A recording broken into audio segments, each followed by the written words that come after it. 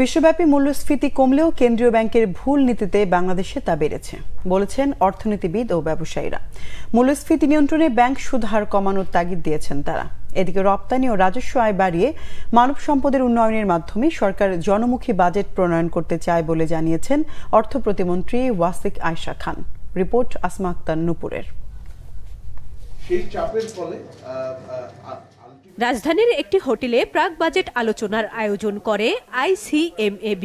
এতে আলোচকরা বলেন, পার্শ্ববর্তী দেশের তুলনায় বাংলাদেশের শিক্ষা ও স্বাস্থ্য সহ অন্য খাতগুলোতে বরাদ্দ অনেক কম। অর্থনীতিবিদরা বলেন, অন্য দেশের তুলনায় বাংলাদেশের রাজস্ব আয় এখনো অনেক কম। তাই উন্নয়ন খরচ যোগাতে সরকারকে নির্ভর করতে হয় দাতা সংস্থা ও ব্যাংকিং খাতের উপর। সরকার অভ্যন্তরীণ খাত থেকে বেশি করে ঋণ নেয়, বেসরকারি বিনিয়োগকারীরা চাপে পড়ছে, এমন মন্তব্য অর্থনীতিবিদদের।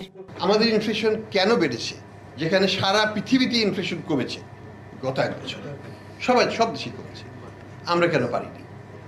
কারণ আমরা সারা পৃথিবী যেদিকে গিয়েছিল আমাদের পলিসিটা সেই দিকে যায়নি। আমরা 9-6 বা ইয়ের মধ্যে আটকে পড়েছিলাম। মূল্যস্ফীতি সুদের হার দিয়ে শুধু কমানো যাবে না, এবং তার সরবরাহ বাড়াতে হবে। সর্বোচ্চ অগ্রাধিকার দিয়ে এখন যে মজুদ আছে তার অন্তত 2.5 গুণ মজুদ করে অন্তত 3-4 মাস ধরে বড় এবং খুচরা বিক্রেতা সবার উপরে যদি মনিটরিং করতে পারেন। মূল্যস্ফীতি নিয়ন্ত্রণে ব্যাংক সুদ হার বাড়ানোর সিদ্ধান্ত সঠিক হলেও বিনিয়োগ ও কর্মসংস্থানের জন্য সুদ হার কমানোর পক্ষে এফবিসিসিআই। এনবিআরকে পলিসি এবং অ্যাডমিনিস্ট্রেশন এই দুটাকে যদি আলাদা করে তাহলে কিন্তু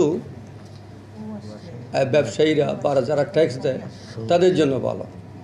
আমরা এই কথাটা বারবার বলেছি, এনবিআরকে 2 ভাগে করা দরকার। যারা ট্যাক্স কালেক্ট করবে তারা কালেক্ট করবে, আর পলিসি যারা দিবে তারা ট্যাক্স কালেক্ট করবে না। বিনিয়োগের জন্য পুঁজিবাজার থেকে অর্থ সংগ্রহের তাগিদ দিয়ে অর্থ প্রতিমন্ত্রী জানান, আসছে বাজেটকে জনমুখী করতে কাজ করছে সরকার। বরাদ্দ বৃদ্ধির দাবি আসে, কিন্তু বরাদ্দের সর্বোত্তম ব্যবহারের কথাটা কেউ তুলে না। আমি তো অবাক হলাম, আজকে এখানে কেউ ক্যাপিটাল মার্কেটের কথা বললো না। হ্যাঁ, ক্যাপিটাল মার্কেটের কথা বলা দরকার। প্রাইভেট সেক্টর ক্যাপিটাল মার্কেট থেকে টাকা নেয় না কেন? সব কিছুর দায়ভার ব্যাংকিং সিস্টেমে চাপিয়ে দেওয়াটা মনে হয় ঠিক না। রাজস্ব আয়ে মধ্য ও দীর্ঘমেয়াদী কৌশলের সুফল পেতে আরও কিছুটা সময় লাগবে বলে উল্লেখ করেন অর্থ প্রতিমন্ত্রী। আসমা আক্তার নুপুর, বাংলাভিশন, ঢাকা।